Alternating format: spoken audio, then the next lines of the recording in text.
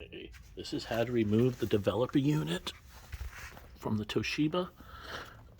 Just open the front cover and take out the waste toner.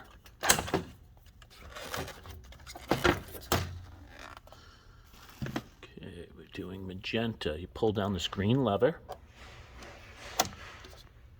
Then you need to pull this little black piece here while pushing this red clip, and it slides right out.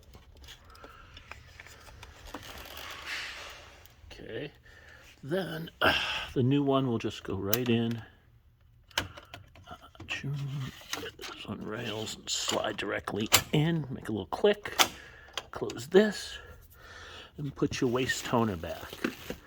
If you have to, which you shouldn't because it was done before, there is a wand like on the Canons, and there's a spot right under each color.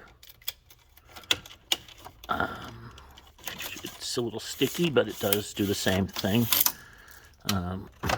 If you have to, you may need to do it in the magenta. It'll line up and it'll go, sticks a little, just give it a little wiggle. Work it, and eventually it should go. There we go.